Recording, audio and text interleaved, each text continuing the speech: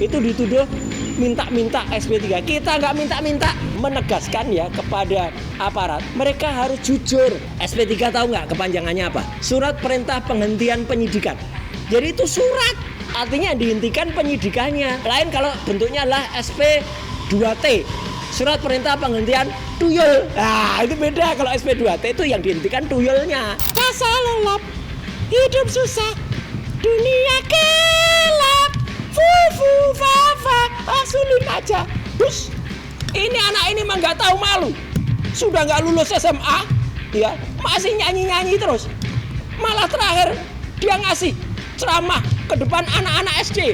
Hai anak-anak SD, segera minum obat anti hamil. Goblok banget. Kau nanti akan menemui nasibmu.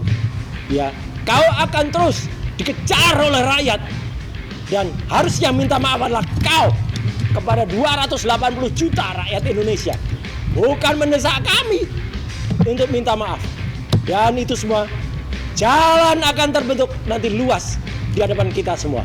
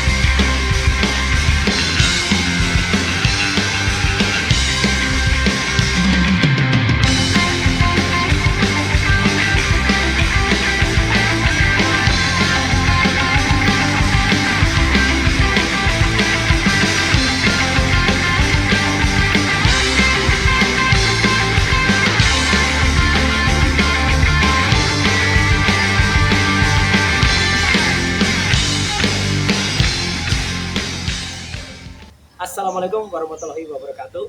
Ya, salam sejahtera untuk kita semuanya. Om Swastiastu, Namo Buddhaya, Rahayu.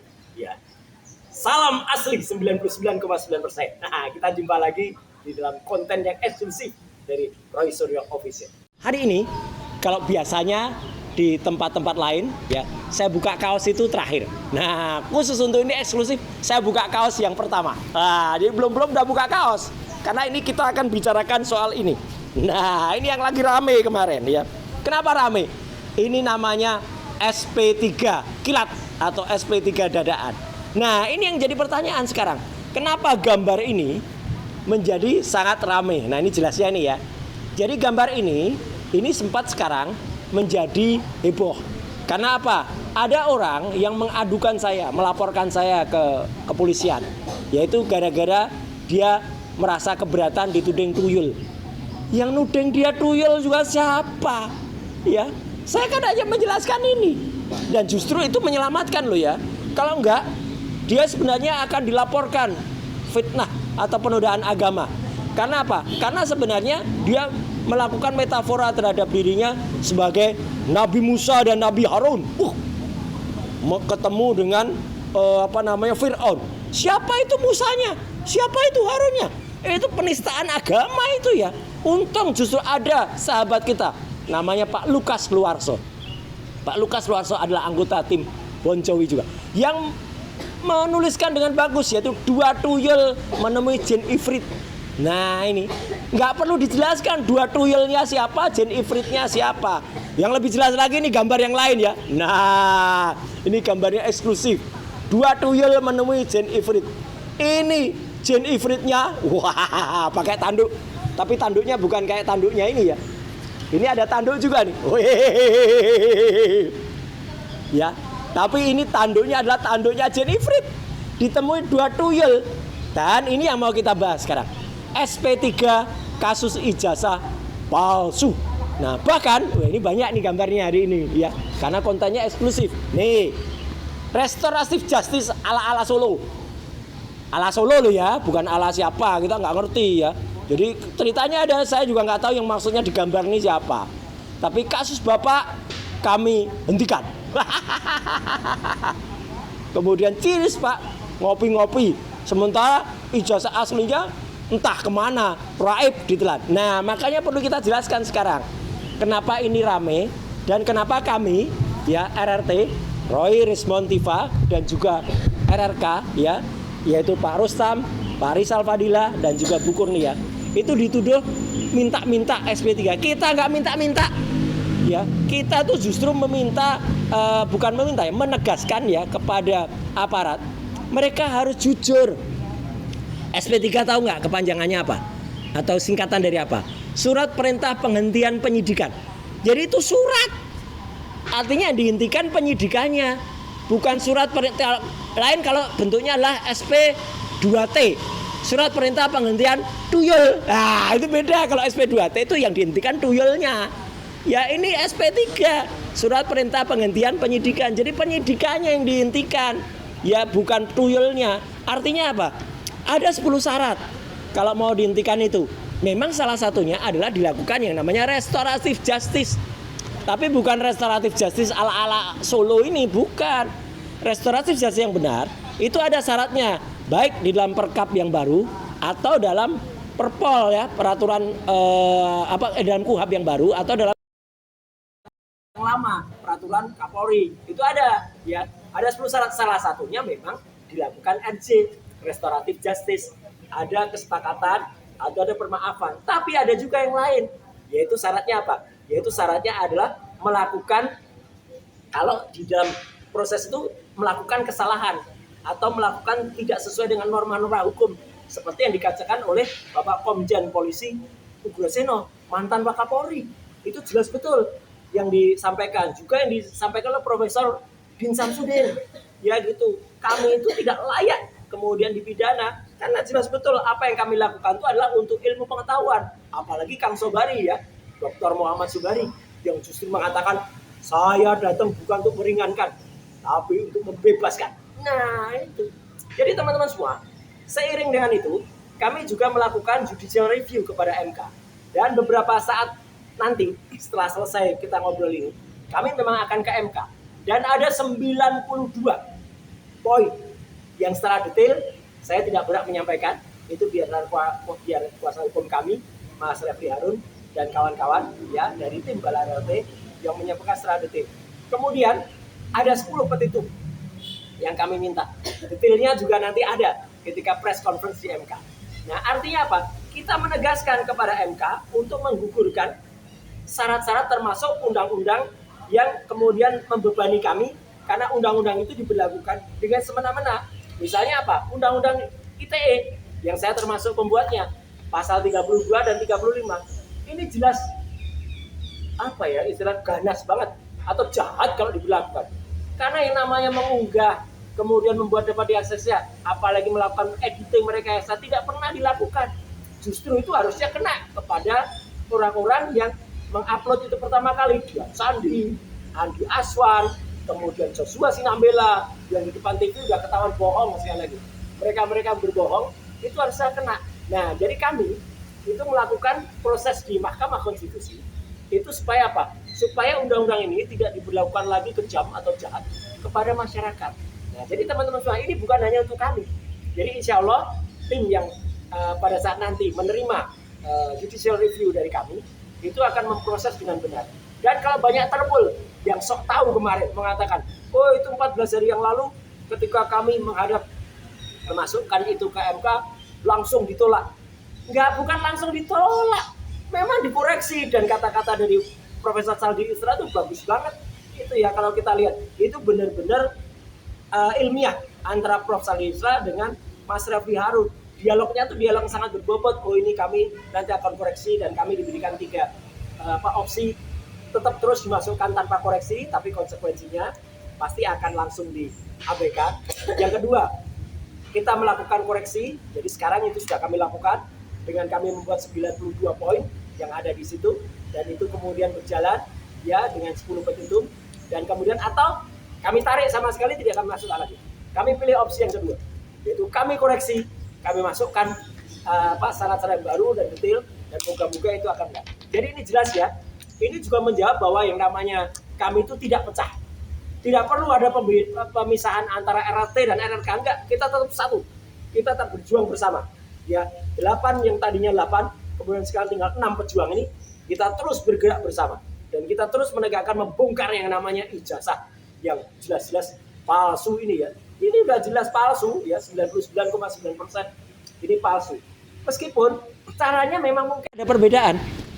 Saya ada di dua-duanya. Jadi tidak ada orang yang berniat untuk kemudian memecah belah. Gak bisa kami dipecah belah ya. Satu adalah tim yang menangani 4 pejuang sekaligus ya. Bu Kurnia Triuriani, Pak Rizal Fadila, Mas Rustam Effendi dan saya ada di situ. Tim itu tetap solid di bawah Ketua Pak Abraham Samad dengan tim non litigasinya Mas Ahmad Kosinudin dan tim litigasinya Pak Petrus Celestinus. Anggotanya ada banyak di situ, termasuk timnya Prof Denny Indrayana, termasuk timnya dari LBH Muhammadiyah ya Pak Gofari, termasuk juga di situ ada mantan Menteri Hukum dan HAM ya Pak Amir Samsudin dan teman-teman pejuang ada di situ. Ada Pak Azam Khan, ada kemudian Pak Ismar dan kemudian ada beberapa yang lain yang termasuk di Pak Samsir segala. Sementara tim yang kedua itu namanya Balar RT. Sama kita. Ya bergeraknya sama.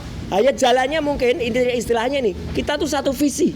Hanya misinya mungkin sedikit berbeda. Bagaikan rel kereta api. Rel kereta api itu tujuannya sama. Harus ada 2. Coba kereta api itu hanya 1. Ya jatuh kereta apinya. Tapi kalau 2 rel ini atau 2 spur ini itu mengarah pada titik yang sama. Dan kalau dipersatukan ya kereta apinya jomplang ya.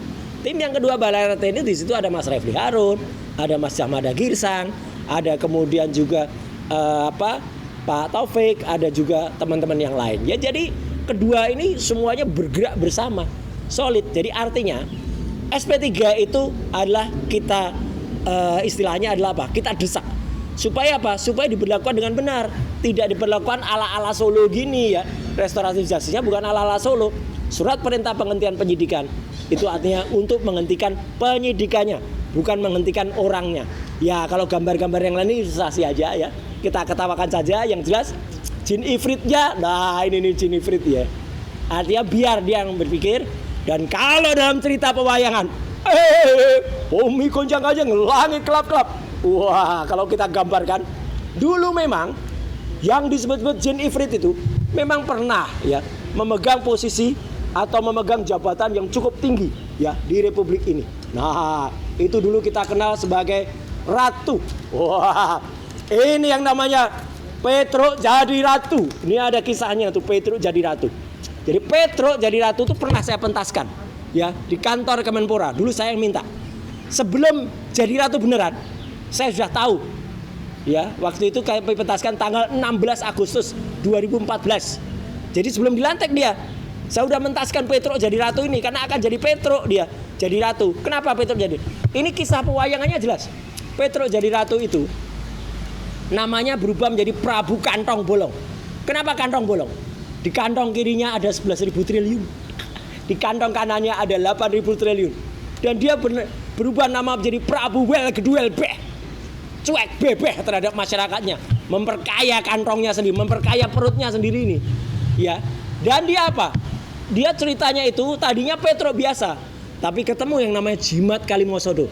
Jimat Kalimosodo kalau dalam cerita agama itu adalah kalimat syahadat. Tapi dia ternyata tidak bisa menerapkan betul 2 kalimat syahadat itu Kalimosodo itu. Akhirnya dia menjadi raja yang zalim, ya, menjadi raja yang dajjal, ya, hanya menguntungkan keluarganya sendiri. Keluarga loh ya, jelas dia hanya menguntungkan keluarganya sendiri.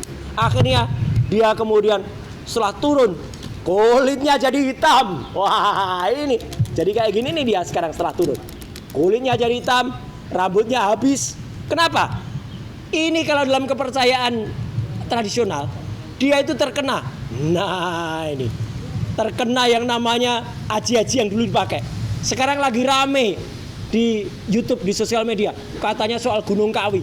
Bukan hanya Gunung Kawi dia. Dia itu kena aji-aji bulus jimbung. Ini bulus jimbung. Bulus jimbung itu adalah aji-aji pesugihan. Tapi nanti kulitnya ya jadi kayak bulus, kayak kura-kura. Dan sebenarnya ini ceritanya sama dengan apa yang sudah diceritakan oleh Kang Sobari. Di balik dia itu sebenarnya lah, wah, buto rambut kening. Wah ini Jadi di balik dia itu sebenarnya ada Buto. Bisa Buto rambut geni, bisa Buto ini. Jadi sebenarnya kita tuh melawan Buto. Melawan raksasa-raksasa jahat ini. Dan dia bukannya raksasa jahat. Dia sekarang bahkan mengajak pasukan yang lain. Nah, dia kan dulu kan dari kelompoknya kemudian udah dipecat dari yang banteng itu. Sekarang dia mengajak yang namanya gajah. Wah, ini gajah ini. Ya, dia kemana-mana teriak, "Wow, saya akan mendatangi 7.000 kecamatan gajah-gajah ini." Wow, dia lupa bahwa ada surat dalam Al-Quran, dalam surat Al-Fil, di mana gajah-gajah itu akan diturunkan pasukan. Wah, ini burung yang nanti akan menjatuhkan batu-batu panas, karena ini sama seperti ketika Abrahah waktu itu menghancurkan Ka'bah.